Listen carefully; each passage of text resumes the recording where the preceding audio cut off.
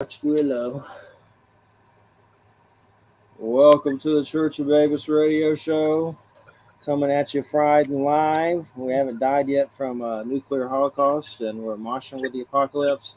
And we got to watch Willow up good. Willow up good. Willow Bafmada. It's on Warwick Davis. It's on Disney right now. I haven't seen it yet. I still need to watch Wednesday. I haven't watched that yet. I finished Chucky. I like that. It's pretty crazy. It's not bad. It's a series, so it's just the second season just ended, but there's a series, and it's actually doing very well. Like it's getting good reviews, which is not abnormal for Chucky. but it's got Jennifer Tilly in it. It's got a bunch of one of the guys from Sopranos. I forget his name. Joe Pant. I forget which one. The one that they cut up and put in a bag or whatever. I think. but they had the people from that movie Bound or Unbound with Jennifer Tilly and Gina Gershon, some like lesbian movie that's known for real sexual weird stuff. I saw it a million years ago, but they had the whole cast on an episode that was kind of weird. It's worth watching. I mean, it would surprise you. There's a Hannibal Chucky. There's a Muscle Chucky. Like there's different Chuckies. He has an army. But the best part is Brad Dourif and his daughter. That's the best part. That's the best part. He's from West Virginia, I believe. Yeah, it's good. He's we got good. He's real good. Wham here with us tonight. Andrew Colvin's here. Return of Andy Colvin. And I guess my first question, we were just off the cuff talking about kooky energy weapon stuff. And I mean, right now, China supposedly, and I don't know why the hell they did this, but I think it's true. Didn't they resurrect like a second sun? So who's to say these people are not trying to fry us right now with weird energy weapons? I don't know, but something seems weird. Everybody's aggressive. People trying to kill comedians, and I'm going nuts. Everybody's going nuts. Just seems something's off. I don't know.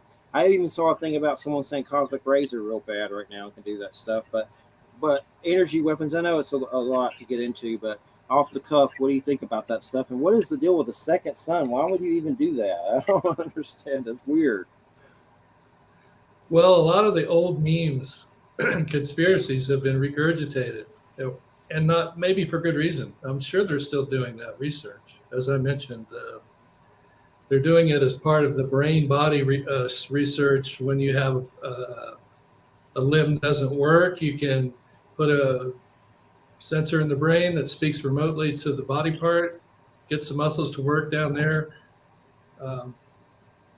I just saw a show in Germany where they put on these helmets on these soldiers that messed them all up, and then they got injured, and then they tried to fix it with the remote implant and all this stuff. And it's no doubt it's because it's never been resolved, right? The mind control stuff never got resolved, and it was almost about to be resolved around 2008, 2009, because people were like, these UFO abductions are the government, right? It started to become more clear. After they put a bunch of red herring people out there to confuse everything, it started to become apparent. So, and they blamed it all on Bud Hopkins and David Jacobs. Hopkins died, and Jacobs somehow survived that. Yeah. And then they went to Ancient Aliens the next year, or that year, somewhere around there. And it took the heat off of the government. I don't think we'll ever get that back. Well, maybe if people are still complaining about the energy weapons, but that doesn't really connect to the UFO thing as much. So people may not ever discover what happened with the UFO abductions. I've heard them talk about MK Ultra, like shooting into people and making them school shooters and stuff. Like that's the conspiracy stuff. Right. You know, it's on the fringe, I'm sure, but who knows? I mean, they can do. I heard, and you know more about this probably, or heard more about it than I have, but haven't they confirmed that satellites can possibly do crop circles or something? Dude, I've been saying that for 25 years. It's satellites. It's testing the microwaves. And nobody agreed with me until Jacques Vallée recently did. And then suddenly, satellites. Duh. Where were you all? I mean, people, they just don't think logically in this field. That's the purpose of the title of my show. Pseudoscience has lost its way. and definitely good to have you here to get started. And I know I saw on the Ancient Apocalypse, which is fun to watch, Stone with the Graham Hancock. Stoned. Seems like he's alluding to giants, like the aliens from Ancient Aliens. Like they're showing pictures of giants. Like he's saying giants are doing this, or because he's showing a lot of giant illustrations. But he said that he's not a pseudoscientist. Like he kind of treated it like a bad word, I guess. Like he was not that. He was an investigative reporter or whatever. But tell us about pseudoscience. What is it for the stoners? Pseudoscience used to try to adhere to academic standards to some degree. People would write books, articles, try to do some research, and there was a lot of pressure on certain fields to become sciences, and they eventually did, but they had to go through that pseudoscience period. And so we're here at a point where there's not even any pseudoscience happening. It's just clicks and social media. And I think that's by design. And I kind of thought we should go back in time because there's going to be a lot of people that don't know who I am because this 10-year embargo on having Andy Colvin on. I'm like the most hated man in the paranormal. Was it 10 years ago that I was on your show last? I don't know. I'd have to really dig. I mean, it's been a little while for sure. But I don't think it's been that long. I can find out. We just transcribed what I thought was our last show from 2013, but there might be another one in there. I know I always come across that Rita Lewis one we did on YouTube. Oh, yeah. The Bigfoot I have that. Rita Louise. Yeah. You have that? It's on YouTube, I believe. Oh, it is? Okay. Yeah, unless she took it down. Which, I mean, I saw it somewhere. Like it came up in a weird way from a search or something. So it's out there. I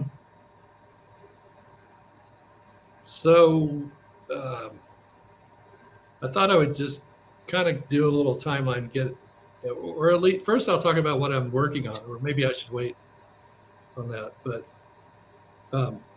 this interview will probably be the last one in this book that we're finishing up because it goes from like 2007 to now. All the shows that I've done that were not on the grassy knoll. Then there's another book coming out with all the interviews from like 2011 that I did with all the women researchers that were really great. There were some great researchers back then. Some of them are no longer with us. But shows that I did with other people, like that you hosted for me, Jeff, and we brought a few people on, and I was like in the cloakroom. Yeah. So that's going to be a book called That Was the Week That Wasn't, because we tried to do 50 interviews, mostly with women, over the course of a year. We didn't make it, but we got close, and we did a few more after, and we'll probably pull a few from earlier and get those all together. And then a book of Mothy Talk, just all the stuff that went on the Mothy Talk list, which Wham was on most of the time. And I don't know about you, Jeffrey. Weird stuff happened on there. Oh, yeah. Like Eugenia Macer's story, as she became getting closer to dying, she started thinking I was a devil. And yeah, I think there's a thing behind that. I think there's been like a long-term manipulation of the Mothman field, for sure. And we can get into that later. I also think, though, that she was having some problems. I mean, like physical problems, because right. I was in some contact with her off, because I only lived like 9 miles from her. And there's, I think that in the last 2 or 3 years of her life, I think she might have been having like strokes or something. Something was going on in her. And because she got paranoid about a lot of things, not just you. Right. So I've had people, I get called devil from a particular person a lot lately. Well, it's funny because she had related to me a story long before that, probably mentioned it on Mothy Talk, where Lauren Coleman had warned her off of John Keel in the late 60s, saying Keel is dangerous. Right. And Coleman's done the same thing with me. He's dangerous, but he's a hermit. That's the other story they have out for me. He's a hermit. That's why he doesn't appear on any shows. It's not because we're keeping him off shows. He's a hermit. Well, how do you be a hermit when you're like raising 3 kids and you're married and working and all that stuff? Ridiculous. The other thing that happened in these last 10 years, is I finished up the Mothman's photographer stuff with some Tessa Dick stuff. We met her in 2013, and then we did a couple of new episodes recently, and that's all up on YouTube now. And a lot of the younger people have probably never heard of it, because in the old days you could only buy it on DVD, and it was pretty expensive because it's very long. But that's up now for free. And then all the Grassy Knoll shows that went into my books are up on YouTube for free. And probably going to do a revision of the Mothman trilogy, the Mothman's photographer, to make it shorter and easier for people to understand. Because I think a lot of people never read it. Even people that are researchers, especially if they're arguing with you on a list. Oh, well, I've read your work and I know all about it. Okay, well, but I've never heard you ever ask one question about my research. And particularly if you're like a ritual occultist, why haven't you ever asked me how I conjured up Mothman? It's like no one has ever asked that. There's so many simple basic questions that have never been asked. How did you conjure up Mothman? I still have Everyone's that picture you gave me of the Polaroid. It's all Point Pleasant. These 2 or 3 old ladies now that they just do over and over again. These filmmakers absolutely refuse to cover anything else. Anything from 30 miles down the road. No, that's not Point Pleasant. We can't go there. And they're actually afraid to do it. And they're actually afraid of me, I think, I guess. I mean, I can understand. It sounds like it's that standard, he's dangerous, he's bad news. I know there was one researcher that kept telling me that Jeffrey was bad news. It's like, no, Jeffrey should be on Coast to Coast. That man is done. As you can see now that we're on YouTube, this is the very first YouTube show I've done where you can actually see who I am. It's a big moment. How am I coming across? That's not the same window you saw Mothman in, is it? That was at a different location, right? The one you're at now, that window, that's not the same window. It was a different window, right? Oh, right. Yes. This is in Columbus, where I'm here in wonderful Columbus, just a short drive from Point Pleasant, where we did have a house across the river when I was a kid. And we have the family cemetery there right above Point Pleasant, the Gibson family cemetery, which is my grandfather's. And yet, people don't consider me to be a resident of Point Pleasant or that my story has any relevance whatsoever. I think they simply don't believe it.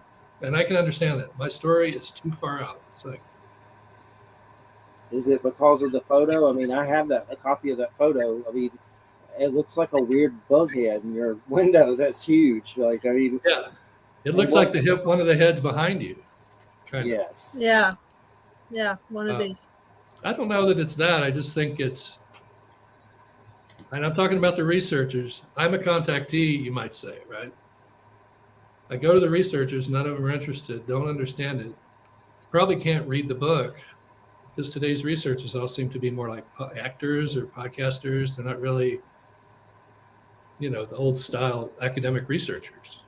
So this stuff is just going under the bridge. It has been, and all I can do is just try to do more stuff, get it out there, and then hopefully someday somebody will pay attention to it, because this is what John Keel wanted. John Keel wanted more attention paid to the contactees, not the researchers. We don't have to hear about what the researchers are doing every day, where they walk their cat, whatever it is, every day. It's researcher.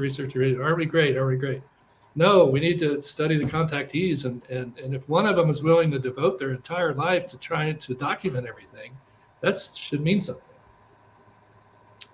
So, I know a day or so ago I went to Dennis Reno's page, and he's a cartoonist, but I saw a post that said basically he left ufology because of all the Trumplegooches. I think that speaks volumes. Like, I hadn't been to his page in a while, and he had it posted up, and he was talking about why he left it. But yeah, it's insane. I have a grand conspiracy to how we got to where we got to today, going back to the 60s at that New York UFO convention, which Eugenia went to and wrote about. And some of the things she said, and then another person that was on the board of that UFO convention told me some things recently. So it's all starting to kind of come together what happened. And at that convention, there was a threat to ufology, and that threat was John Keel. He was going to speak for the first time. And so this was bad news because Keel was going to like shut. He kind of shut things down because he's not saying they're from outer space. Mm-hmm. And the money's in the outer space. And I think it was decided at that board meeting that they stole people from people's rooms. Men in Black rifled through everybody's stuff, stole all kinds of stuff, particularly Keel's stuff, Keel correspondence, so that they could use it later to spy on Keel, right, and the people that he was friends with. And it was decided, I think, that they've got to beef up the cryptozoology and get Mothman into cryptozoology, because once Keel spoke, it was really apparent this is a creature that's not just lumbering through the woods, it's giving people prophecies. And it's a serious issue with a great potential for military stuff even. It's like, and so they had to put the clampers on the Mothman, so they came up with Bigfoot and introduced it after a few months. And then they got Mothman in, and then they created cryptozoology, and they got Mothman into cryptozoology where they could sort of hide him away and keep him away from the UFO people. So the UFO people today have known nothing about Mothman, and they don't care. And that's really sad, because this is the key to everything, is the interplay of the two things. The UFO is the energy that's coming from them, making you see things or experience other beings. And I think that's just been kept up until now. And well, I forget what the last thing you said was. It made me think of that, but maybe if you can remember, it was about Dennis Reno and the Trumplegooches and the UFO. Yeah, to the Trumplegooches, yes, because somebody decided, I think it was around 2011, because Roger Stone was in my group watching us and picking up conspiracy memes to use. And I think they decided they could use these memes and sell them in a right-wing way and build a demographic through the conspiracy groups and UFO groups and JFK groups. And this is documented. He did it. I mean, it was a big operation, and he got all these people on board with the MAGA bullshit. And they've now got a voting demographic that's significant of people that believe in the paranormal and are like super right wing. And these people could be used at some point for political action or anything else, not just voting, but the Bigfoot guys are the guys with the guns, and I don't, you know what I mean? What if there was an army of Bigfoot hunters who, the president called up to go on a special mission to, wipe out somebody, and they would go do it? I don't know. It's potentially scary, although at this point it's not. Right now it's just, let me take that back. About 2016. The death threats started again. And when I first started the research in the 80s, which was conspiracy, it was dangerous. I mean, there was Gary Webb and guys like that were getting murdered. Investigative journalism was dangerous. And it continued on. And in 93, I got really paranoid because I had read the Mothman prophecies, and I'm putting it all together. And I'm writing about it on the octopus list. There was the conspiracy list was the only thing going at the time. A couple of those. There wasn't really any UFO groups, I don't think. But X-Files writers were on there, and they pulled a bunch of stuff out of my story and used it in the X-Files. So when I was watching the X-Files, I was freaking out. I'm like, what the hell? This is like my life story. What's going on here? How did they know this? How did they know Harriet had the 2 marks on her neck and the virgin birth she had, which she thought was sperm taken from me and put into her by the aliens? And that was just, I really was, I don't know how I got through it, but I did. And then 10 years later, I meet Keel. And then by that time, I've gotten all caught up on everything he's done. So I'm able to just like get right in there, and we're able to do some stuff together, getting Eugenia on board. Because again, she had been warmed off with Keel and didn't know that he was a nice guy. How can you say that John Keel is dangerous? He's like one of the funniest guys on earth. He was. So, hey, real quick, there's this guy, Richard Allen Miller, on. He's been on Coast to Coast. He's like this scientist, I say mad scientist, but he claims, and this is what he says, that he was who Fox Mulder was based on, and he was involved with the X-Files, and then that Chris Carter took over.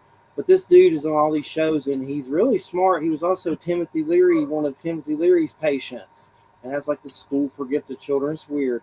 But this dude, he reminded me of the drunk Rick and Morty, the scientist. But he, and it was crazy because he kind of screams when he talks. But I swear during it, he said he's met an alien in a mech suit. But he was a guest not too long ago. Just weird X-Files tie-in. everything gets copied. Everything gets copied in very short order. Everything. It's happened so many I'll times. just send it to you. You'll get a kick out of it. It was weird. Doesn't mean I'm not going to shoot him down because I have something. I don't know if he was or not. I don't know. I think. Well, this thing I just said was a story like that. I don't want people shooting it down because that's how it happens in Hollywood. That's how they get their ideas. In fact, the thing in Close Encounters of the Third Kind, where the kid is drawing the Devil's Tower, that's me. And it went through Gray Barker to John Keel to J. Allen Hynek into the movie. And so when I saw that movie, I freaked out.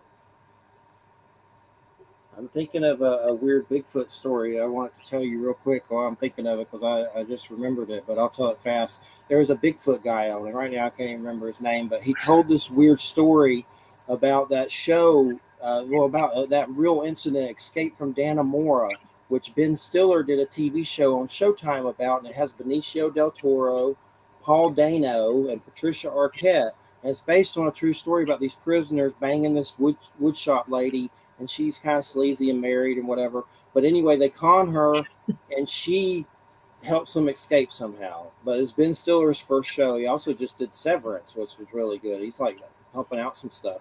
But anyway, he told this story where the police were looking for the 2 suspects, and supposedly they really came across 2 Bigfoot and killed them.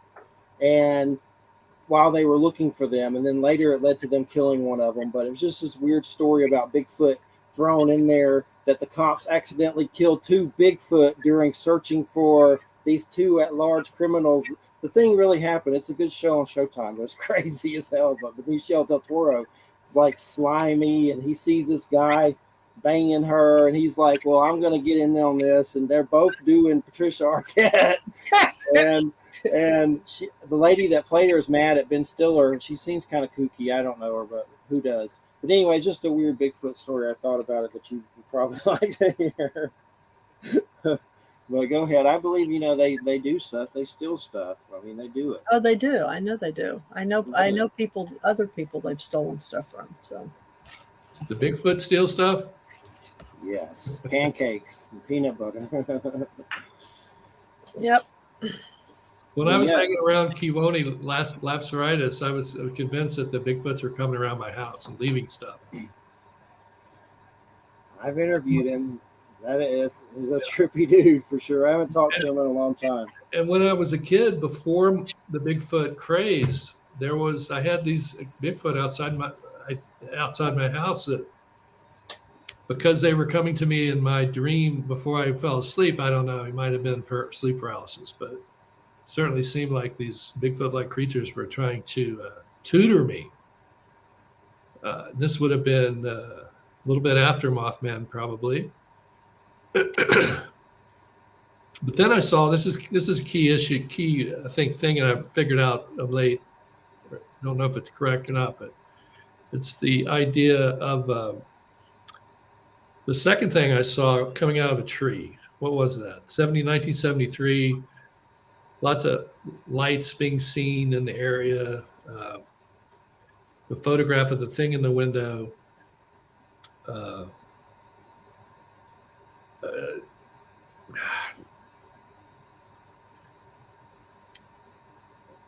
There was like that's when the Harriet thing happened.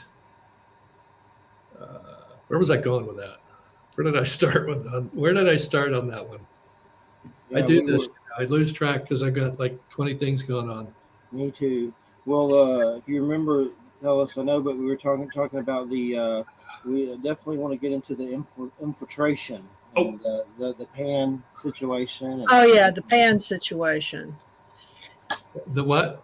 The pan situation. Are you talking about the rebirth of Pan? Well, I was going into the Manson thing real quick, and I won't. Okay, go into the Manson thing. But that is the presence of an evil thing in the area that I saw and somebody else saw. And yet Mothman was contacting a couple of people there. Indrid Cold was coming around. There was the 911 precognition that came from the space intelligences to Tommy. And he said Mothman too. And then that whole experience where he transmitted that vision to me so I could see it briefly. And so this is where that school was burned down.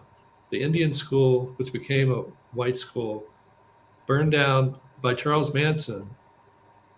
And something happened there. Either the evil spirit that I saw went into him at that place, or by burning down the school and killing a kid or two, he created a negative energy force like Bob in Twin Peaks, that was transferable to Tex Watson, who then did the Tate LaBianca murders in an effort to destroyed the peace movement. Now, the missing piece here is Sarah Jane Moore, who was Charles Manson's best friend growing up. She was an agent provocateur, FBI informant, Army intelligence person, who shot at President Ford and was involved in the Jonestown thing and a bunch of other things, who probably was his handler. And that whole story has to be suppressed and is continually suppressed, even though I try to tell people about it. But the Garuda is there because of this dark, evil thing. And I now have to say, I don't know that was Mothman I saw. I don't think it was, because the same thing I saw has been being seen in Point Pleasant recently. It's a stick figure, and it could be the vegetable man. And it's being seen in the cemetery in Point Pleasant. I talked to the lady who's seen it. We're seeing the exact same thing. Maybe it's got something to do with the cemetery or dead people, spirit of dead people. But this subgenius Bob, well, I worked briefly on Twin Peaks as just a gopher. And I knew the guy who played Bob in Twin Peaks, who was a hippie. In the show, he goes from a hippie to being like the great citizen, Leland Palmer. But Manson did the reverse. He started as supposedly a good kid who wore a suit and everything, if you've seen those pictures, to being a hippie. He did the opposite, but same idea. And I suggested to the first Bob, because he was sick, and they were going to move Bob into somebody else. And I said, it should go into subgenius Bob. You know subgenius Bob? And he's like, yeah.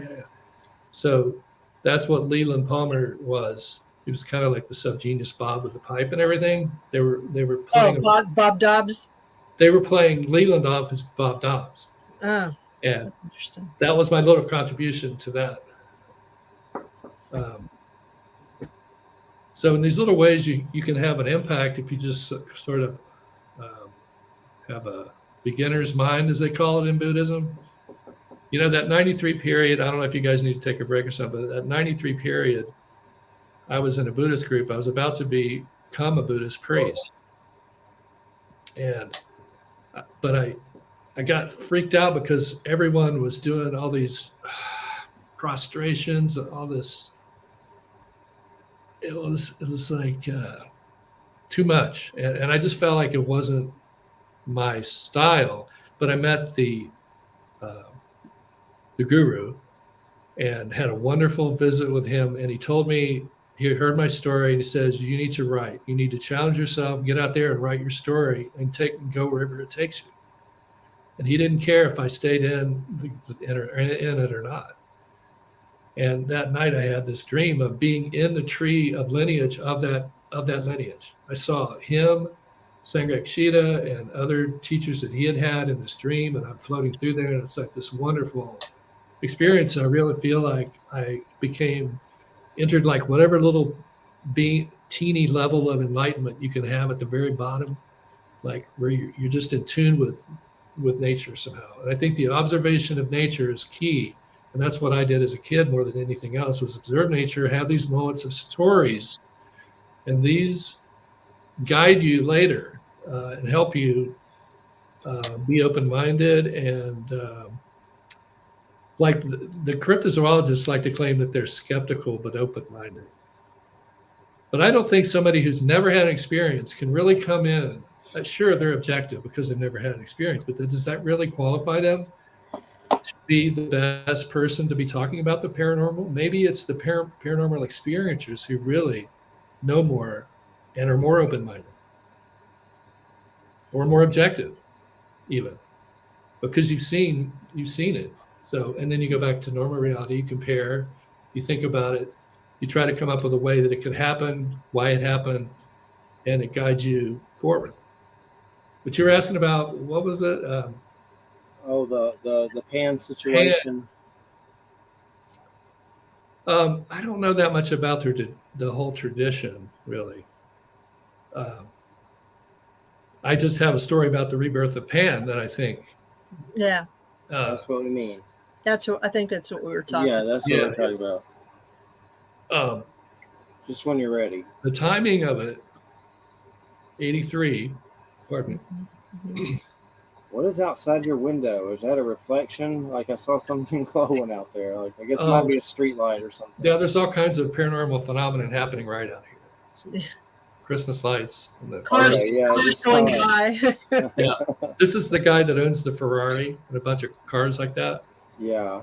He lives in a very modest home, but he's got like Lamborghinis and stuff. Nice. And he runs them in the middle of the night. I don't know why, but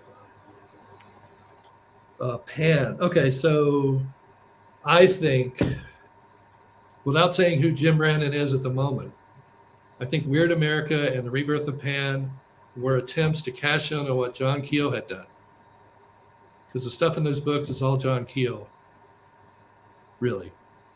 With the addition of some vignettes where somebody drives to a certain park where there's bones to be found or something, some rock formation, stone fort, and that could have all been added later. But it's basically Keel and why did it stop? Why did Jim Brandon suddenly shut down shop in 1983? Is he dead? I mean, so the author. I mean, I know there's more to the story, but is that person dead? Like, is it listed as a dead person? I don't know, but the first publication location, because I happen to have the very first one, Dunlap, Illinois. It's not Colorado. It's not Arizona. It's Dunlap, Illinois, which is close to a prominent cryptozoologist's home and a prominent archaeologist who's well known in the UFO field at a bookstore nearby. Yeah. Okay. So I don't know if I need to spell it out.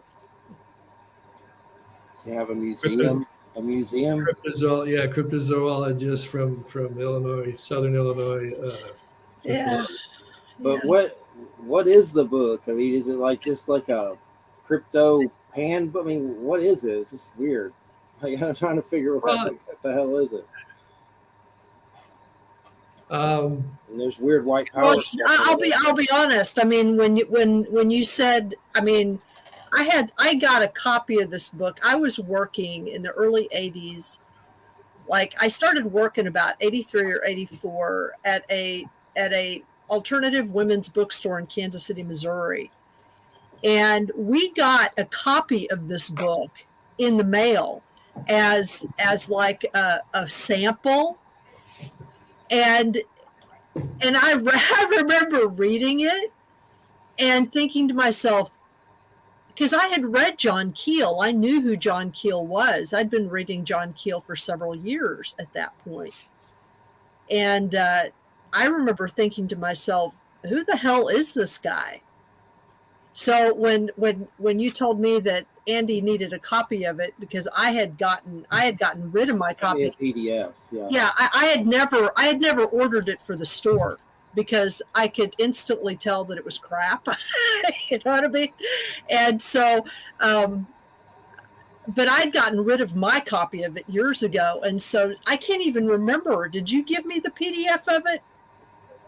Jeffrey, I can't even remember. I didn't. You gave me a PDF of it. Okay, I got it from somewhere. I don't remember from whom. KKK? I'm kidding. No. But what is it? Is it like a? Well, it's really a bad derivative. It's a badly written derivative of Keel and what's his name? Childress? George Hunt, whatever the hell his name is, Williamson or whatever. In other words, it's kind of like this weird stylistic combo of a couple of types of genre of book, and it's just full of crap. I mean, I reread parts of it since I sent it to Jeffrey to send to you, Andy, and I've reread parts of it. I was like, this is as bad as I remember. This is awful. But anyway, go ahead. Is there like pan cryptid sightings? He takes certain things that he's trying to affect Keel's style, is what he's trying to do. But Keel actually has some real ideas. You know what I mean? I mean, he always has real ideas and real insights. And here, and all what's going on in Rebirth of Pan is this weird kind of. It's pseudo cryptic. The style is pseudo cryptic, and there's these weird kind of racist assumptions, and it's just bizarre. I mean, I'll let Andy talk about it because he can probably describe it better than I can. It's just a mishmash, It's been a long time since I read it, and I don't have it. So you're sending me one, maybe? Well, I thought that Jeffrey had sent you one. You had a PDF, yeah. Yeah, I sent you a PDF of it. She sent a PDF. Yeah, I don't remember anything overtly racist in it, but it has been attributed by Lauren Coleman to a racist. Right. I don't see how that racist William Grinstadt would ever write a book like that. He didn't write anything like that. He didn't have an archaeology background. And why would he care about the paranormal? It just makes sense. Well, I don't know. I mean, I don't know. I don't know. It's just badly done. I think he's a convenient foil, and I don't think he's not alive anymore.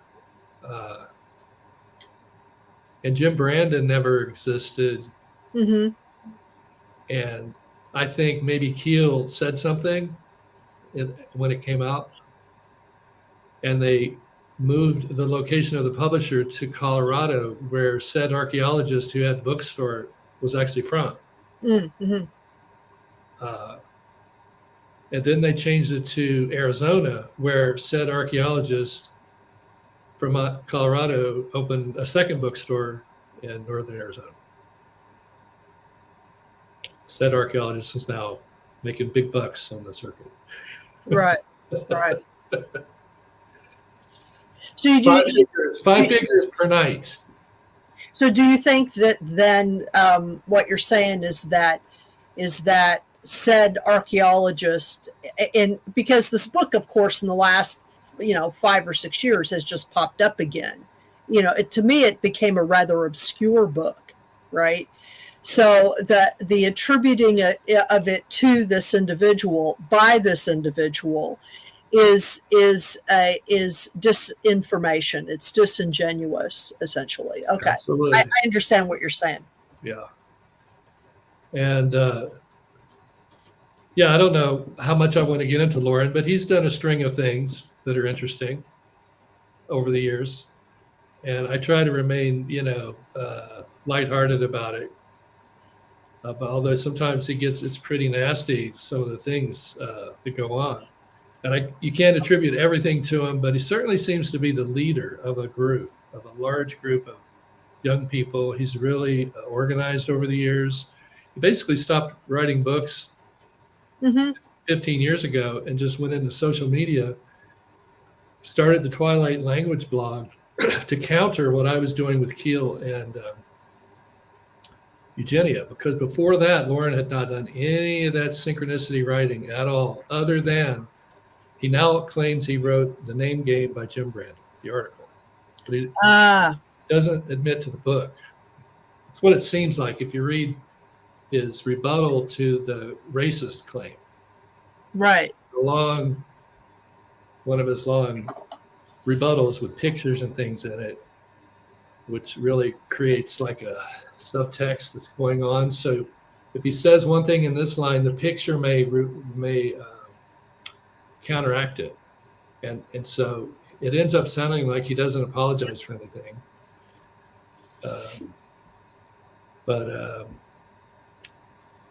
What's interesting now that I think about it? See, I was the book buyer at this store. And so I would get, the sample books. It was only about a month. I can't remember exactly when it was. It wasn't that long after I got this copy of The Rebirth of Pan in the mail. And it wasn't 1983. It was like 1984 or something, that we got a sample of Mysterious America in. Yes. And that's the same. That's a rewrite of that. Exactly. And I read it too. Which is a rewrite of Barry Fell. America. Exactly. You're exactly right. And I remember I read Mysterious America, and I thought, this isn't good either. So I didn't carry through one of the books, because I just, they're dry. There's a dry quality. Well, and not only that, it's like you read them and you think to yourself, so it's kind of like you're not actually interested in pursuing.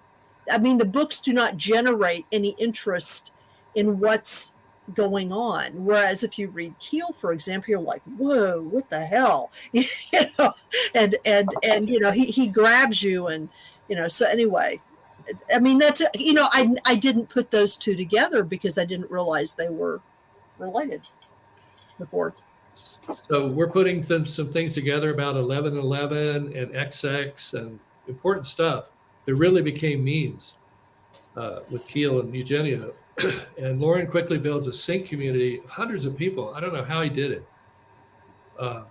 Young graphic designers, a lot of them from New York. And they're still out there today with their Secret Sun by Chris Knowles. Knowles started his blog in 2007 to, I think, he's friends with Coleman. Coleman is friends with all the guys that I mentioned tonight. If I mention any shenanigans, they're all like this, it seems like. Like grooms people, right? He's really active. He's really active, man. He's out there. Yeah. Somebody told me the other, Tyler Strand goes, yeah, I was at a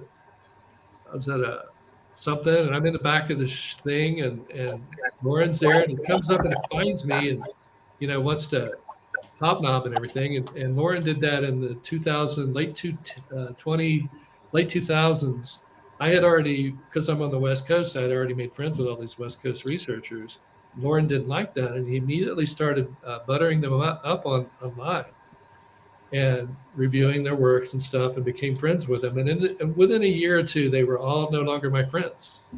I don't know how it happens. Well, he spread rumors. One of the things that happened in 2006 when he destroyed my website, I think. It's a long story, but attacking my website with porn because the only thing I was doing at that time was criticizing some of the things Lauren had done. My website gets attacked. But he starts calling it synchromysticism. What I was doing was synchroconspiracy. So he calls it synchromysticism, has one of his young college student helpers coin the term. And then they all run with this new thing. And of course, I can't get a word in edgewise on synchromysticism sites at all. They're like, again, the most hated man in paranormal. So it's just, I have notes. There's so many cool things that happen. I'm going to write about them because it takes a timeline to really see it and to see that you did this thing and then there was a reaction from the other side. But no doubt, going from never writing about the supernatural. In fact, Lauren was anti-supernatural until 2004. He was absolutely no. Mothman is just an owl. Bigfoot is just an ape. I mean, you can go back and check, and you can see and that's a flip-flop from the late 70s when he got his book deal through Keel. He wrote like Keel, so he did a couple of books that are just like Keel. I don't know how they did, but literally within a couple of years, 1980, he started feuding with Keel because Keel had criticized something. And that just kept on going, man. And so it's, he jumped on when Keel finally made it on to Art Bell. Lauren jumps in the show at the beginning and hijacks it for like half an hour talking about himself and stuff. I mean, just over and over. When the Mothman movie came out, Lauren claims he was working for the film company, which isn't true. But he wanted to sell his book that he came up with real quick. You got to remember, this is his only chance, probably. He's thinking, only chance that a cryptid is going to be in a major motion picture. He's got to make some money off of it. And I guess he did. But there's nothing in that book that adds anything to what Keel had done before. And probably some disinformation is in there too. But like, for instance, the drawing of Linda Scarberry of Mothman, that's Lauren's drawing. I can almost guarantee it because that's his style of drawing. Because if you go back to some of these books, like you're mentioning, Mysterious America, he has his drawings in there. It's the same drawing of Mothman with no head and red eyes in the chest, looking like a demon. And he sold that relentlessly for years on the Mothman Lives list. This concept and this again is a turnaround because it was always just a big owl until he decided, he saw that our work in this supernatural area was catching on. He starts to catch on and do it himself with making Mothman a demon. It's now okay to say it's a demon. But at the same time, he would go on a show over here and say Mothman's a demon, and over there he would say it's just an owl. And nobody ever questioned the great difference between the two. It's definitely weird. And I know you talked about the tying them in with the Chicago sightings and everything with Lon Stickler. My good friend Lonnie, he loves me so much. Is Lon Strickler one of your better friends? Is that what you're saying? No, he's not. No, he was on the show, and we got along fine. I mean, it was a cool show and everything. One time he remote viewed some house I was at and said there was ancient evil there or something, and it was weird. I forget why, but he got mad at me because that Brett Butler actress, comedian lady, she's actually in Walking Dead recently, and they cut her head off and put it on a pole. It's pretty interesting. But she used to be Grace Under Fire or whatever the crap. She wrote me about my light beam stuff, and it was friendly talk. But when Hurricane Michael happened, I sent out an email, and I don't do that like Gene Steinbeck. I send one out. I don't even do it anymore, but I sent it out because I was in a crazy situation and had to move. Gene stopped doing that. Did he? She got mad and just like was mean. like that Brett Butler. But I said stuff to her about suck a puss two down in my fart box, and Lonnie found out because he's her friend, and he was like, don't talk to a lady like that. Apologize, blah blah blah blah blah. It was just weird, but he got we don't chat anymore. But of course, there's the whole Allison Jornlin weirdness that happened where he was doing crazy stuff and threatening her and weird stuff. But I know we had talked about the connection to the Chicago sightings and him and everything. But that weird Brett Butler thing, she wrote me about light beams. She collects weird pictures and says there's light beams, and maybe they are, maybe they're not. I don't know. But she got mad because I sent out that email to her email and was rude to me. But anyway, Lauren Coleman once showed up on Facebook and gave me $50. And I've never talked to Lauren in private ever. And I don't even know how he saw it, but he showed up, gave me $50, and I just said thanks, and I didn't write him or nothing. I took the money and ran, but I thought it was kind of weird because, like, where did you see that at? But at the time, I didn't know. It was just weird. But he does kind of show up with a lot of people. He keeps close monitor. He closely monitors the field. Yeah. If somebody dies, he's on it, and he's got the obituary out, and then he's contacting the estate for any extra books they might have left over. That's how he amassed that huge collection of books he has. Is the Chicago? He was all over Linda Godfrey. Jeez. Was he? Oh, yeah. He did it to Keel. He did it to Barker. I mean, he was mean to Linda Godfrey. I'll kick his ass. No. What I'm saying is he was all over her death. I mean, it was like boom. Oh, okay. Right. He's got them already written out, I think. I'm upset about that. Oh, about Linda? Yeah. Rosemary Ellen Guiley, another cool lady that passed away. Just crazy. But what can you tell us about the Chicago thing? Is that a hygiene? Well, going back to Lon there, he says he started his work, I think, in 2006, which would coincide with that date of when they're trying to create a synchromysticism thing, which really turned into Grinning Man and Slender Man, and then somebody died, and then that's all shot to hell. Like, they do these things, irresponsible things, right? And it was all those designers who were in the sync community coming up with images of a Grinning Man, and it was so convincing that people started believing in the Slender Man. And this is the key to a lot of what Lauren does and the other guys do. They create a flap that they can write about. For instance, right now there's signs in Hollywood. My daughter took a picture of one where Lauren is soliciting Mothman sightings from Hollywood right now. And the other guys involved in the Chicago thing were like gaming Google to get all the site. It's like there's a thing about, and J. Allen Hynek started this. I just found out something. Keel was talking about Hynek and how he took this. He controlled the sightings. Like, they all came into Chicago and he had control of them. And so whoever controls the sightings has leverage. And so this is what they did, except they didn't have real sightings. They're all made up, all of them. I think all the Chicago ones are made up. They're all the same writer. Some of them are certainly from the same IP address. Lon was part of this. He's close to Lauren. They advertised on it for each other. But Lon's site didn't really get going until 2011, I think, or 10. To get the Chicago Mothman thing going. So he started it right before the Chicago Mothman, his blog, right? And then that's one of the first sightings. And it's the same day I was on Coast to Coast for the first time. And it was the same day that Lauren took me down from Wikipedia, from the Mothman page. He was so pissed off, he took me off there. And we know it's him because it's his thing. All the records are on Wikipedia. You can see who edited what out. You can follow their IP to the other things they posted. And you'll find that person heavily edited on Lauren Coleman's page all the time, and a bunch of other pages. Like, it was unbelievable. It's hundreds of pages that you could follow this person to, where they were saying, when Jerry Garcia died, Lauren Coleman was there in the beginning of the obituary, like, or on the Wikipedia page. He was friends with Lauren Coleman. Like, what? Who? You think anybody that cares about Jerry Garcia? I don't know.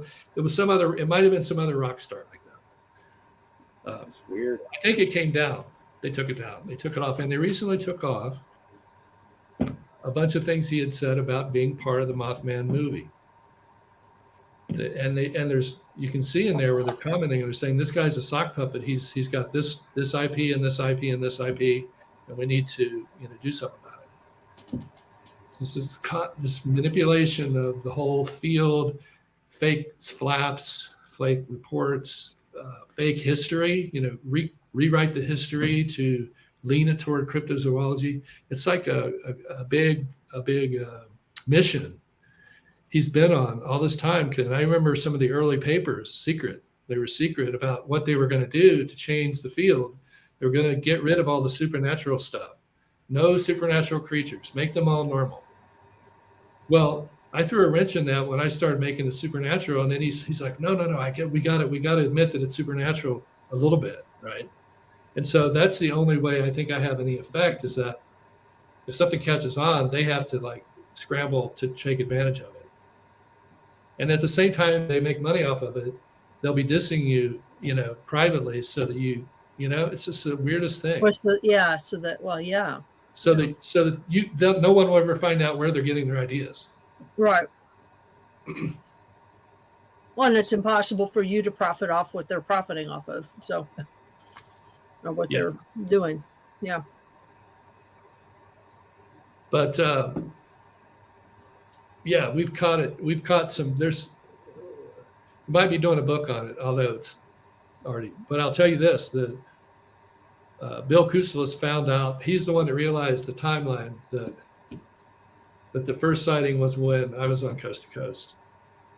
And so Lauren must have been like, oh, we got to get another sighting thing going here, because Andy's moving Mothman to Charleston. We can't have Mothman moving to Charleston, because that's not going to benefit any of my team who covered the rest of the country. I don't know. But let's put it in Chicago.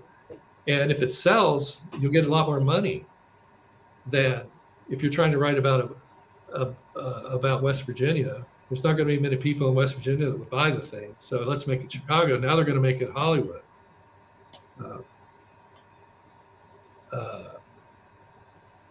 There's a whole lot you could say.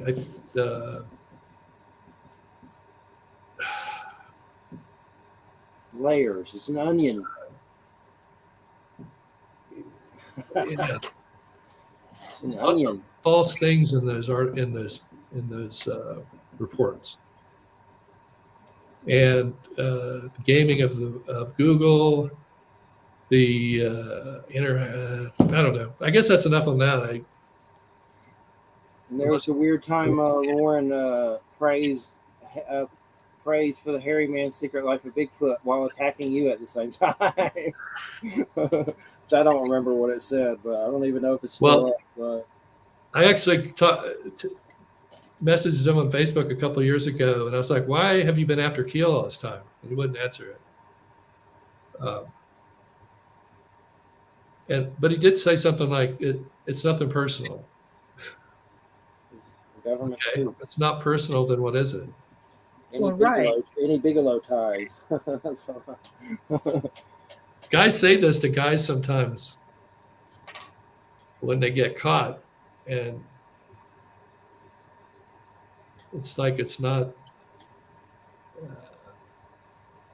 don't know. Doesn't bode well, I suppose. I know that it seemed like that Lyle Blackburn and stuff stopped talking to me because of something that happened. I don't remember, something about a Trans Am, or I can't remember, but they stopped talking to me because of something to do with that, all that crap. Well, I saw him at the festival this year, and he had blocked me on Facebook. A lot of these people just block me, and they never say why. And I never find out what it is that people are saying. But if anybody wants to tell me, give me constructive criticism, I'll take it. That's like the Adam Go Rightly thing with me. I heard something bad about him, and I'd just been in some argument with one of his weird friends, his weird Republican Nazi friend, Groucho Gandhi or whatever. Right. It was weird stuff. And him, we opened up at Ron Patton's store. We did interviews, and I helped him with stuff, and he just like throws you under the bus for nothing. It happens like dirt in these situations, for sure. It's weird. But that's the only thing I could think of is I got in an argument with his friend about Obama. Well, I think Steve Ward told me that Lyle thought Mothman was a demon. Of course, that was before I realized that Steve Ward makes up everything he says. So I mentioned it to Lyle or made a crack, and he blocked me. And then I apologized to him at the festival. I said, I didn't realize that was bogus information. And he unblocked me. That's good. He seems like a nice guy. I had my 72 Chevelle there, and we looked at the car for a while. Seems like an okay guy. He was the most talkative of the three Texas Cowboy guys. Yeah, I've interviewed him a few times, but I think he blocked me. I don't know, unless he turned into an author page, which is possible. Sometimes they do that, where they just make that whole new author page or whatever and get rid of their account. But Steve Ward came around trying to start trouble. That guy spread so many false rumors about me. I interviewed him once. I ripped off a long time ago. Keel estate. I ripped off the Keel estate. I ripped off. Oh, I heard that. God, jeez. And here you go, Steve. I just signed an extension on the contract with the estate. Okay, it's in writing. I will provide a copy to your employer, who is one of our vendors. And so any vendor might want to know if, the books that they're selling are legit, and we have the absolute written proof of it. So you might want to retract the statement, because when you go say that Keel's sister did this or that, he claimed that she asked me to buy back the contract. Like, okay, he's making up stories about her, making her seem vulnerable. She's not. She is a savvy woman. She knows exactly what. She's got other contracts. She knows what they're worth. She asked for she really, bargained for her side, and I ended up paying her what she wanted. And I think he claimed I only gave her $500 or something. Some ridiculous thing. It's tens of thousands, folks. You don't publish books by a major author without paying. It's just like, I can't believe you heard that. You heard? I heard it. Yeah, I heard it. I didn't believe it because I know you, but and it doesn't make any sense. It was like, why he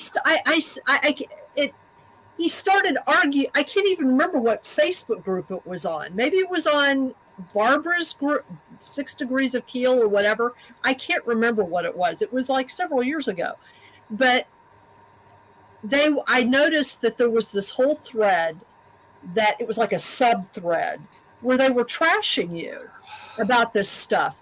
And I knew because, you had shared with me some particulars at some point about the contracts. And so all I did was make a comment about, I was defending you. And there was like this pile on. And I was just like, what is wrong with you people? Do you even know how publishing works? Yeah, they don't. For Christ's sake, I was flabbergasted. I was so flabbergasted that I was just like, okay, you guys are too weird to even argue with, It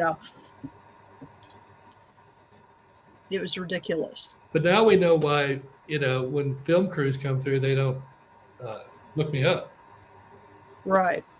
That's why. It's like, why not, Steve, if you want to debate anything, let's do it. I'll do it. I'll debate you anywhere you want. We can talk about theory. Like if you want to debate Mothman theory or supernatural theory, I'm fine with that. But I don't know that he knows that. He's got a certain, I don't know what's the word? A formula, like for his shows, and he's got the basic things. And my wife is very perceptive. And when she first met him, she's like, what is with him? He's too nice. He's way too nice. He was being really obsequiously nice to us. And he ended up getting a great deal on a shitload of books. He bought every obscure thing I ever published. And then suddenly turned around, like he had gone through them all, 1, 2, 3, and looked for stuff. Like he was looking for stuff that he could claim was a mistake or some nefarious plot. And really, it's so obvious. And I've seen some of these threads you're talking about. And I know there was one like 5 years ago. He's on there with all my arch nemesis guys, Lauren and everybody else. And he just drops me under the bus, like, boom, makes up a story about one of the Keel books. It's being sold at the museum that had a mistake on it. The back cover had the wrong cover on it. Wasn't even my fault. And because I'm not responsible for everything that goes through New Sauceria. This was a cooperative of a group of designers who lived in my units, who, they had worked together, Microsoft and stuff. And it was like a pipeline of designers coming through, and they were all into this weird stuff too. And I was sort of like the idea guy. Well, let's do Gray Barker stuff. And then everybody on their own, just, copied, tried to come up with a new cover or something, and they would put it into the computer on the Amazon computer in a dead state. Well, at one point, I think it was 2014, 13, 14, you could have reprints made, I found out, really cheaply at Amazon. So if you had a public domain book, you could get them to scan it. But then it turned out they were only going to do it for like 2 more months. And I had a list of, I don't know how many books, 200 or 300 or something. And I just sent them all. Like, that was my only option, because I couldn't have afforded to scan all those privately or whatever. It was such a good deal.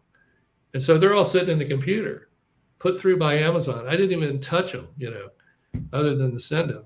And they're sitting dormant in the thing. And then when it became CreateSpace, right, they reset the system, and some of all your books were turned on.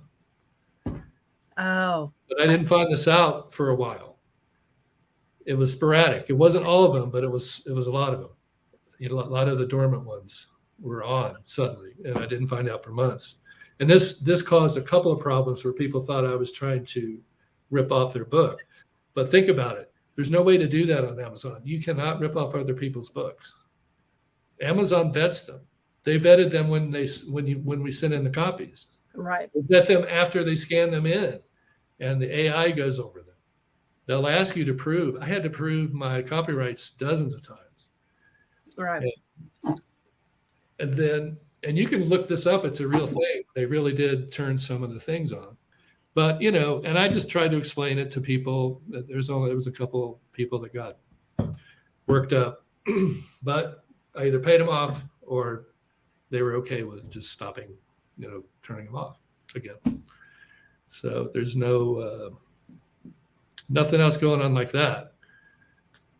But old Steve-O is really something. He's gotten me involved in something with the Seth Breedlove folks.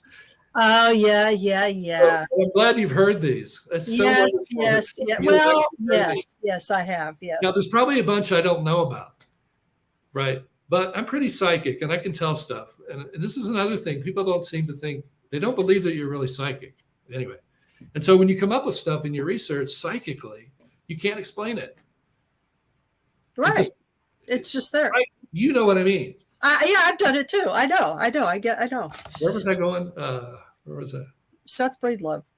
Oh, yeah. Small Town Monsters. Small Town Monsters. And I can also, I don't know if I don't have a whole lot to say about the Newkirks, but Seth, let's see. They wanted to use some of my footage, but it was kind of at the end of they'd done a lot of their shooting for the first movie. They want some Keel footage, but they didn't ask me any of my opinions about anything.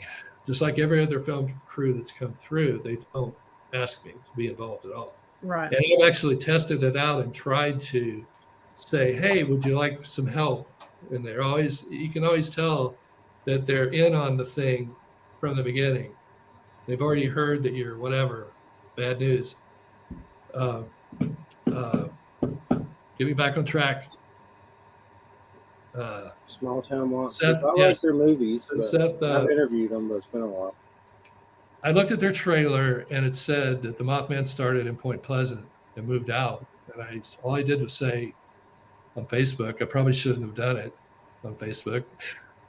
I said, you might want to fix that because if it's in your trailer, because that's not true. It was the opposite. It came from, where I lived, down Point Pleasant. And this set off just a negative. I mean, I don't know why that would cause so much trouble, but it did. And he reacted negatively. And then his fans started jumping in, like you're talking about. They just pile on. And then his wife jumped on. And I'm thinking, oh, no, not the wife. When the wife jumps in on the conversation, you can't do anything. It's not fair to the guy, because if you say anything, you look like you're a woman hater, right? So That's true. do you just ignore her, or do you post something, or do you private message her? I private message, thinking that would be the best.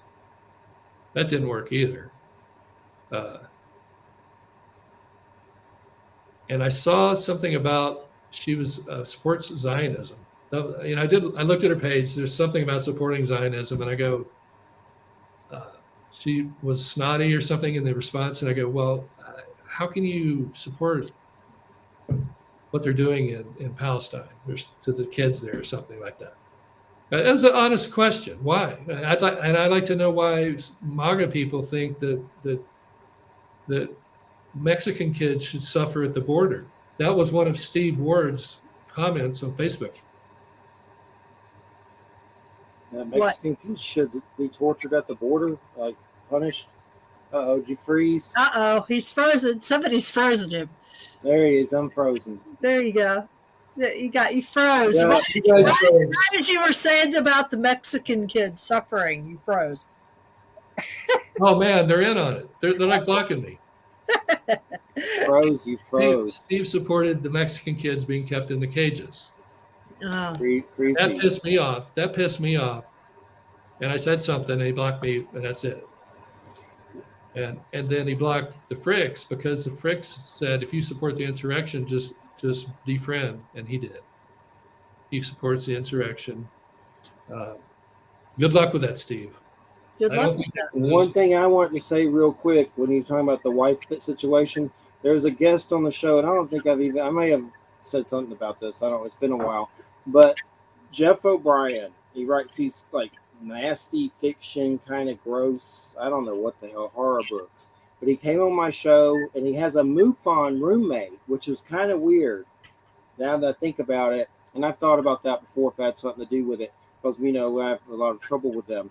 But anyway, he came on the show and was the happiest son of a bitch this side of, whatever. Just loved it. Had a great time. The show was good. He seemed happy.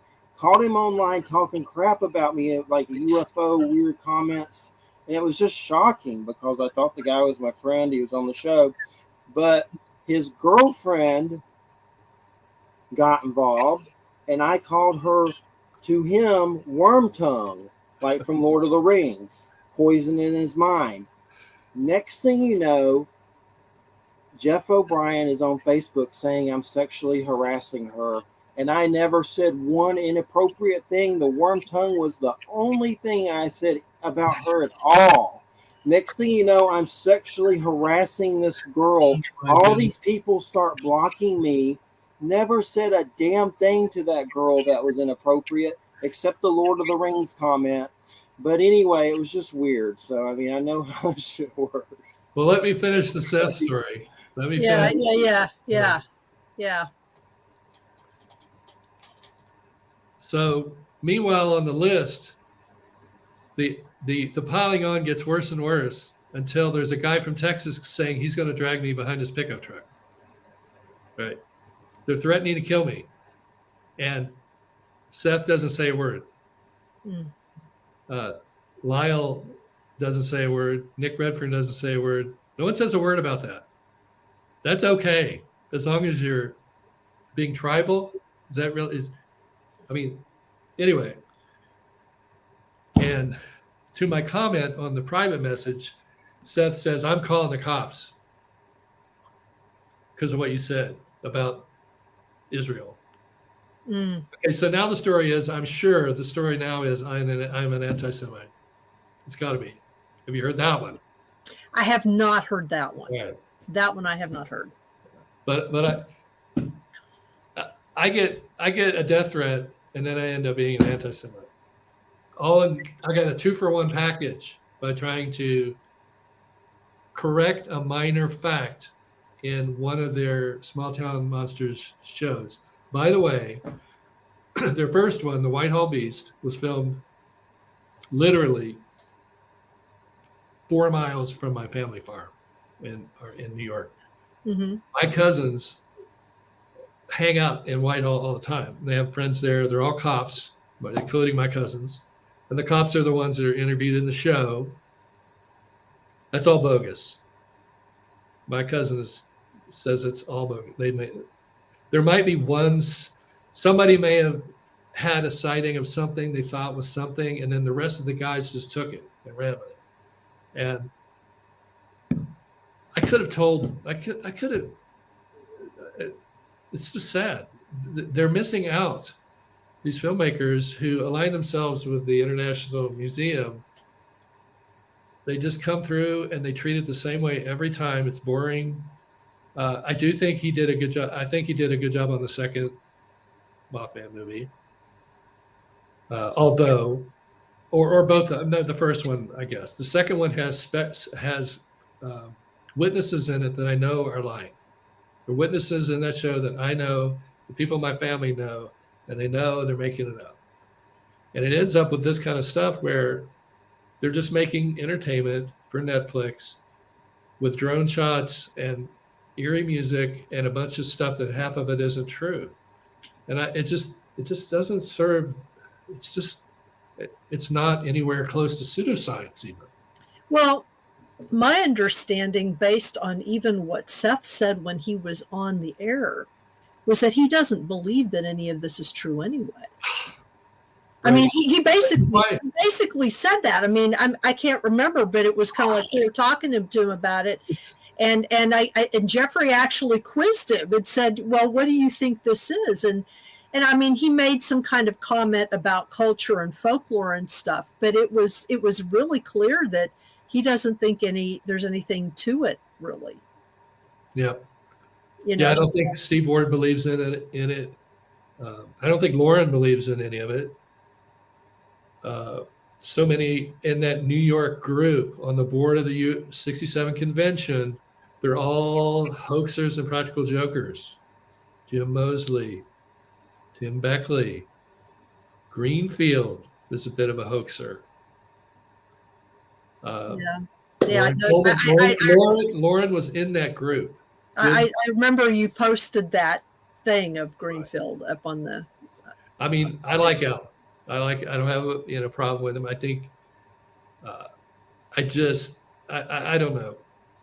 The secret cipher stuff seems a little irresponsible in the sense that you've got so many young synchromysticists who are focusing on that code stuff, and I don't think there's anything to it. I can't make sense of it. Well, when I read that book, I understood actually what he was saying, but I actually know 2 or 3 of the inner sources, not inner like personal gnosis, but the esoteric sources that he's getting some of that from, and he's misrepresenting it. I mean, I was reading this and going, I know where this is from, and it's misrepresented. I don't know where he got it exactly, but he's not, but the sources that I've gotten it from are, I mean, and we are talking about mysticism and occultism here, but we're also talking about things that are transmitted orally, as part of oral tradition. They're not written down and really shouldn't be for a variety of reasons because of how suggestive they are. And you're not supposed to be given this stuff without a context, without a practice context. Right. And when I read that, when I was reading in that cipher, that irresponsible for him to just be putting this in here because it's highly suggestive. Keel described him as a great distractionist. Are we stuck again? Or am I stuck again? I can hear you. Maybe I'm stuck. What's going on? I can hear you. We hear you. You both froze as soon as I started talking about how irresponsible it is. Right. So Lauren Coleman satellite. Yeah. That's too weird. It's like every time Eugenia started actually talking about stuff, things would happen. Yes. Seriously, it's so weird. I collected I tried to collect all of my correspondence with her, and I hope to get that into a book someday. Oh, that would be great, because she's like my fave. Which, by the way, I don't know if you know who Ben Roylance is. Do you know who Ben Roylance is? Oh yeah, I sent him some books for his shop. Okay, good. Because he I don't know if you know this, but he was able to get that huge cache of paintings from that guy in Maine who had gone in and purchased almost all of her paintings from, and he managed to, he went and got them. He has them. He has all of them. Wow. And so he Did is. you pay for him? Huh? Did he have to pay for him? No, he didn't. The guy just gave him to him. Who's the guy? Well, here's what happened when Doesn't Eugenia. she have a son? Yeah, well, here's what happened when Eugenia died. Her son Ezra went to Christina Varga, who is an artist that I know here in the Hudson Valley. She lives in Phoenicia, and she and Eugenia were really good friends. Eugenia would go and talk to her, and as artists, they just kind of go and shoot the shit. You know what I mean? And so Ezra contacted her and said, I've got all of these paintings from my mother. Would you take them, or I'm taking them to the landfill? That is literally what he said. And she was like, oh my God, so bring them all. So he brought in I don't know, tons and tons of things. And so she created before the memorial service, which I attended, Christina did an exhibition of Eugenia with a lot of these pictures up. And some of them got sold then to various people, but there was this doctor who came from, in fact, I've got his name somewhere in my stuff, this doctor who came from, who was living in Maine at the time. And I had a conversation with him about 6 weeks ago. And because he's a doctor and he's kind of independently wealthy, he has made it sort of his business to save archives, collections of people's stuff. And most of what he's done has been printed stuff. But in the case of Eugenia, he bought just a bunch of her paintings from Christina, who didn't charge him very much for them at all, because, she just had them. Now, she's kept some. And she's kept a number of unfinished canvases that she, every now and then, she'll feel Eugenia around and she'll do what she calls a post-mortem collaboration with Eugenia. I actually have one in my bedroom just over here.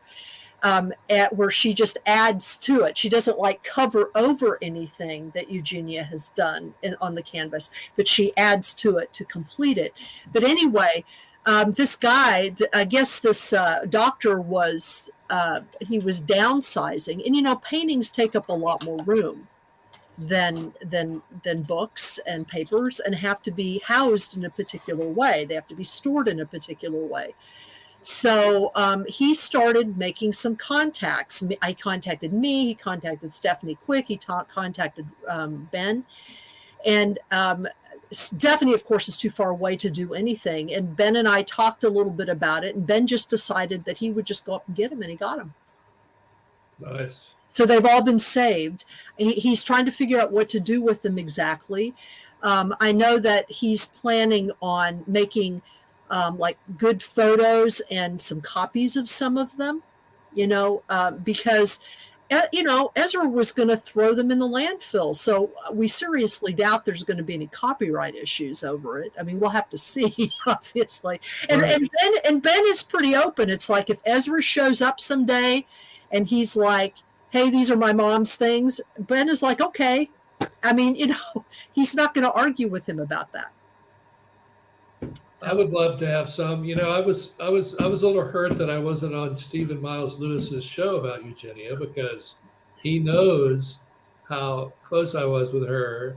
But of course, he's one of Lauren's staunchest defenders. I know. On my list. I know. I know. I thought of you. And then Stephanie blocked me because she had me down, or she had Lewis down as coming up with synchro conspiracy. She was just misremembering, right? But I contacted her and I said, why? Well, what about me? And somehow that ended badly. I don't know. I think, again, I think what happened was back in the day when I was getting divorced, I wrote some pretty pointed things about my ex. And I think some people have been, some women read that and they probably think that I'm a jerk. But I was married to a malignant narcissist who, by the way, recently apologized. She actually tried her best for all the horrible things she had done. And man, it was horrible. Those years, like 2006, 2011, very tough for me. But I think there's an overarching, I think somebody may have called Eugenia and said, Andy's the devil. I think I know a person who might do that. It's the same person who would go on the John Keel list and say, Andy, you're damaged goods. Without any comment, without any, and then the same person, Jimmer Hardy, who said these things to me, goes and writes 2 books that are basically complete. One of them seems to be a theft of my story. And he's even got John Keel in it. Right. And everybody should know that Jimmer Hardy is Lauren Coleman, I think. I think it's pretty obvious. The writing style, the way he spoke to me before they kicked me off the list. The John Keel list is hosted by a MAGA guy, Jerry Ham from Ohio here, big MAGA supporter. He didn't like my politics. And I did an experiment. I actually told my wife, I said, I'm going to try to market the 12 books I have by John Keel, the compilations. I just want to try to post one a week. Just put it up there, the link to this book, nothing else, which people do all the time. It's like everybody's posting their latest podcast. Right. Well, it only took 2 before the MAGA guys started attacking me. Well, you're not being a good steward of John Keel's work. Well, the books were not chronological. All of them were chronological except one, right? They're just making shit up to try to make me look bad. And then nobody said anything. Somehow that I ended up looking like the bad guy in that one too, just for saying, no, you're wrong. Why, and I know who these guys are. So I'm not going to be nice to them because I've just had it with the MAGA stuff. I'm sorry. Too many years of death threats and all this shit. It's just grow up, But anyway, I think I got 10 of them in before I got booted. But it's always been like that. And I cannot right now, if I try to go on any of the big lists, like Appalachian cryptids and folklore, they won't post my posts. Anything I've done, doesn't matter what list it is. It seems like they've all communicated and bingo, boom, forget it. Andy, nope. So I'm almost at the point where I have to write under a pseudonym to get information out. Yeah. Were you on Coast to Coast before, weren't you, or no? Yeah, I've been on there twice. But the first time I paid the price, like after the show, nobody could find out where I was because my thing was gone from Wikipedia. It had been taken down. It had links to my books on Amazon. Yeah, Lauren took them down. It very clearly was Lauren. What is his power over Wikipedia again? He's an owner, or No, he's not. He doesn't have any power over Wikipedia Well, specifically. in the early days, it was pretty cowboy, Wild West, just like Facebook. And but Lauren was right in there at the beginning, and he got 5,000 friends instantly, and he got 500,000 clicks on his Twilight language blog within the first month. 500,000? No way. Where's the numbers coming from? Uh, Wikipedia entries, just a full scale, like you take over of the information, like almost, you know, like if you go to research Wikipedia, and if he's going to be there putting his hand on it. The filmmakers are usually his people. I think he promises people a show. In fact, I know this because I've had some defectors come to me and say that he had hired them to be sock puppets for him on the lists, you know, like on the Mothman Lives list or Mouthy Talk, and basically offers stuff, you know, like if you get a book out, you know, I'll promote it or get you on a show or something. And so people are very susceptible to this kind of thing. Everybody in the field seems to want to be famous, and that's it. And it's not, that's pseudoscience has lost its way, right? Right. It just, Well, and you know what's interesting is that you know, when I'm interviewed, wherever I'm interviewed, if it comes up, you know, like if I'm asked, like, what is my history in this field?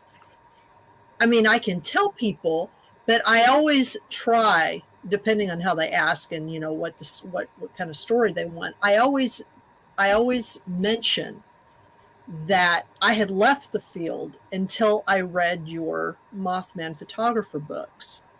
And that basically your story resonated so much with certain things that had happened to me in terms of, you know, when you were over here and this was happening in this part of the country, this crap over here was happening to me. I mean, it was like the time frames were very similar, even though, you know, I didn't know who the hell you were, obviously. And I always make sure that I try to mention you, because it's like, to me, and I say this, credit where credit is due, you know, you know, and I can tell sometimes there have been times when I've said that on certain shows, and I can tell that the interviewer's a little uncomfortable with that. And it's like, it's just too bad. You know, I can tell, oh, you've heard rumors. Okay. You don't really know what's going on. But I always try to give you credit for that, because it's true. It's just true.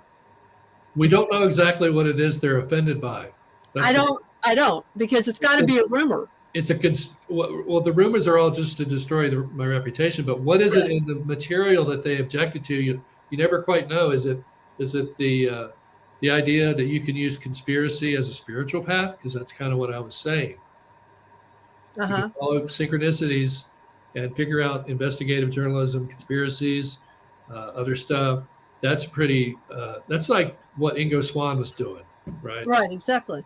And it seemed to be a thing that worked. I don't know if it would work now. It might be something that happens, can only happen at certain times in your life when the energy's right. That was one of the reasons to do the book, is to try to figure that out. What's the cycle here? Is there a cycle? And what's the relationship between contactees? And Keel was looking into that. And I think he actually was keeping tabs on me and the people on Woodward Drive. Our names couldn't be mentioned in any story, so that's why nobody knows who we are. But Keel knew through Gray Barker, who knew my cousin really well. And I was known as the kid that had seen Mothman from when I was young. So, and that's why I'm the kid in the Silver Bridge who wants Mothman to come back. Barker got that from my cousin, who told him that I was like that I thought Mothman was my personal superhero or something, you know, or God or something, because around the time I saw it, I had these Satori's, which might have happened anyway, but you know what I mean? Like, you don't know what causes what. Yeah. So, well, thanks for saying that. I've had people say that. I have people come up at the festival when I'm there, whenever I'm there, which isn't, I missed a few years there, but they'll say that. They'll say it was super helpful at a certain time when they needed it. And then they'll say things about the publishing. They'll say, hey, this guy at this festival is so appreciative that I had spent the money. It's cost a ton of money to buy these old Barker books, thousands, and then to get them to where other people could buy them for $17.99 instead of $1,799. That's the kind of scale we're talking. The books were that expensive. And rather than complain about antiquarians and how they gouge people, they criticize me just because, why? It's just so stupid. It's like they argue against their own interests sometimes. Well, it's because they didn't do it. It's because they didn't do it. Possibly part of that. But I would like to know all the stories out there. I'd like to catalog. So write into Jeff or comment here if you can. Can you comment on this anywhere for people? When people comment, send in your Andy Colvin rumors. I want to collect this. I'm dead serious. Oh, yeah. I understand. I'll see if I'll go back and I'll see what I can find, because I know that I've got a few that I've heard. No one has seen me before. Like, they literally, unless they watched that one John Keel special, or they live in Italy and saw the thing I did in Italy, they've never seen me before. They have no idea what kind of person I am. It's just bizarre. It's bizarre. How can you make John Keel into dangerous? Like the gentlest, funniest man I've ever met. Help me out here. Help me understand what Wham. It's like I had the the whole. I don't want to get into it too deeply, but me and Jeremy Vaney were doing those little audio only interviews, and we were getting along and friends, and they would come to Church of Mabus at the beginning of it, and we'd sit in the chat room and type out questions to guests, Stanton Friedman and Nick Pope and all kinds of people that he would bring on. And then he got mad because I had Romanek on and started being a dick and talking about, this is a little puppet show. You think this is your little puppet show? Like, he's being just an arrogant dick. But yeah, Stan Romanek's a creep, but back then I didn't know he was on David Letterman. But anyway, there's nothing wrong with having him on. Yeah, he's a pedo though, but I know now he is. Now he copied my photograph. He copied my Mothman photograph. Did you know the weird, crazy story where he got caught throwing something and then he said it was aliens? Oh yeah. And he didn't know the cam was on him and it caught him throwing it with his hand. Yeah. He did the same thing on my show, but I didn't have a cam on him at that time. But he was like making noises and did the same thing. But anyway, Jeremy put out an embargo on me. When him and Jeff Ritzman tried to buy Church of Mabus and have us merge with Paratopia, and my gay web designer said Paratopia sounded like a gay bar. They didn't change the name. But Jeff was like, "Do you need money?" Jeff Ritzman asked me, "Do you need money?" I was like, "Yeah, whatever, that'd be nice." But we didn't end up doing it. But anyway, we had a falling out with Vaney and him, and Vaney just went to everyone and basically, besmirched me like they do with you. Same thing. That's what they do. Well, they did it to me too. Richmond did it to me personally.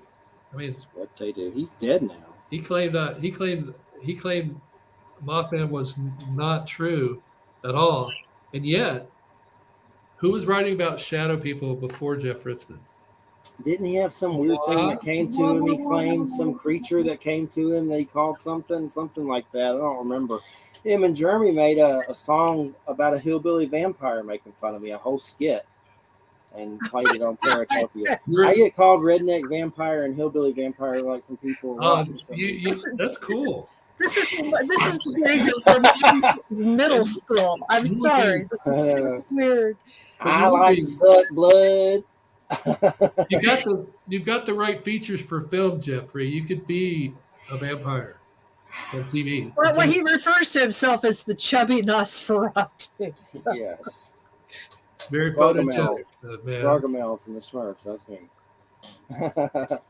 But did you watch Wednesday yet?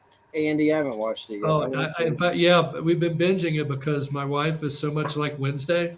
Yeah, cool. I'm gonna watch it eventually. My next project is Willow. Willow Upgood. Christian Slater's in it somehow. But What's it Mad called? Mark, Willow? yeah, the Disney just put out a new Willow series. You know, the Little Dwarf, or Ron Howard movie, the fantasy. It's a whole series, like a TV series. I'm gonna check it out. But Val Kilmer's not in it yet, but he may show up somehow. You know, he's Mad Mortigan. Who's that weird guy from Back to the Future? Christopher Lloyd. No, the nerdy guy. He's got 3 names. Michael J. Fox. No, Back to the Future. Biff. I don't know. Biff. oh, he's real quirky. This guy's really quirky. I have Chris, to look it up. what's his name? Christopher Lloyd. I know that he's a scientist. No, I sold him some movie equipment. Crispin Glover. Crispin Glover. He's a trip. He was in He the is a great. Guillermo del Toro. You know, did you watch Cabinet of Curiosities? That's pretty good by Guillermo del Toro, the Hellboy, Shape of Water guy. But there's a series. It's kind of like Tales from the Crypt, but Crispin Glover is in a Lovecraft episode. It's on Netflix. It's worth checking out. It's like little stories in each episode, but there's a weird occult Nazi storage building one where a guy buys the contents of a storage building. It's actually that dude from Oh Brother, Where Art Thou? One of the brothers. God, what's his name? I always have to look up that guy's name. I got to know Dennis Hopper before he became famous again. Before Blue Velvet came out. Tim Blake Nelson, yeah. We were working on Texas Chainsaw Massacre 2. And I had a lot of responsibility on that, even though I didn't get credit. But Hopper and I just he's so funny, and I liked him so much. And we actually wrote some of the parts in the movie, like on the spot, and I would like say something, and he would. He's just so fun. He was like a guy from West Virginia, just like so, down to earth. And we had this shared interest in photography, street photography, and Hopper's got a great body of work that he did. And he turned me on to Crispin Glover, because Crispin Glover's also into that stuff.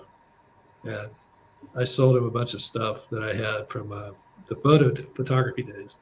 But Glover was a hoot, man. What a weirdo. Love the guy. I still don't know what his deal is. Willard with the rats. I remember that one. The what? When he's controlling the rats, Willard. He's in that movie with the rats. A remake. It's like a remake. Oh, right. But we got like 4 minutes. So anything you want to last 4 minutes? It's not much, but can I drop any more names? I love dropping names every now and then just to keep people honest. It's like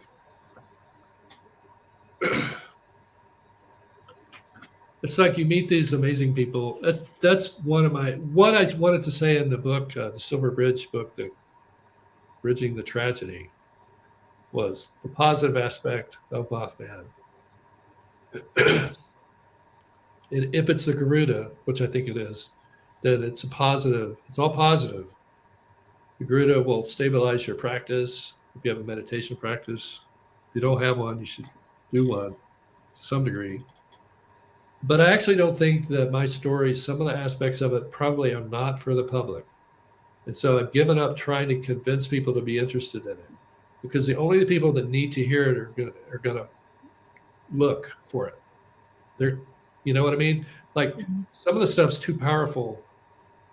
And I actually have heard a lot of people say that they think that the cryptozoologists, being a CIA creation, are trying to harness the power of Mothman in secret while claiming in public that it doesn't exist, or just messing up the story so much. So, of course, I don't know if they can do that, because it's a Buddhist deity, protects the Buddha. And I don't know how like stories. I have stories in my tale, like Harriet goes to a medium in Columbus who's 100 years old, doesn't know me from Adam, and says to Harriet, Andy Colvin's dad is here, and he says Andy has a protector. So that's just so far out. Now, but it's a good thing it happened, because I can always kind of fall back on that if I'm really messed up, like losing my bearings. I can remember that my dad said that, and my grandpa comes back and says stuff to people all the time. He supposedly pulled my sister out of a car wreckage. He spoke to the Kusalises when they were on on Bird Mountain during their session with the Ghost Box. Grandpa Ed comes through. He comes through to all kinds of people. And I think you mentioned that you know people that have that. Mm-hmm. Absolutely. Eugenia, yeah. Yeah. So turning the negative into the positive, post-traumatic growth is a real thing. It's only for people that can handle it. I don't think everybody's ready to hear that what this creature is really all about, or might really be all about. I think it'd be great if they looked into it. But again, I don't think everybody should necessarily know about it, because they would just mess it up like they mess up everything else. I think Graham Hancock was onto a worldwide civilization that worshipped the Mothman or the Garuda. That's what I think. There's a lot of evidence for this. Do we want to bring that back? I don't know. Who knows? It might not. It might just get twisted around by dark forces, All right. Well, it's been great. Just let us know anytime you want to come back on. We always enjoy it. It's great having you on. It's been a great journey for sure. Well, make sure your face shows.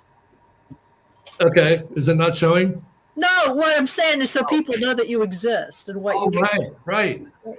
And there's my Mothman death mask from the plague back there. It looks like right back there. And out you're dead. Leather, made for me at the festival. $300 I had to pay for that bad boy, I think. Wow. I don't know. It's a lot. All right. Well, we appreciate it. Thanks so much. And thanks everybody for listening. Listen to United Public Radio 107 FM New Orleans. Remember, Willow up, good bath mortar. Got to do it. Hey, we didn't go 2 hours yet. Yeah, we got to stop 5 till for some reason. It says 147. It's the JoJo rule. Oh, 147. Check that out, man. You're early. Yeah. What time zone are you there? I'm in Central. He's Eastern. Did we just have a time slip? Yeah, a time slip for sure. No, we just started late. It's supposed to be like, what, an hour and 50 minutes, something like that. Yeah, something like that. I'm supposed to stop 5 till because of the next show with JoJo. But yeah, just let us know. We'll get you on anytime, man. It's always a pleasure. So everybody, thanks for listening and have a good night. Good night, everybody.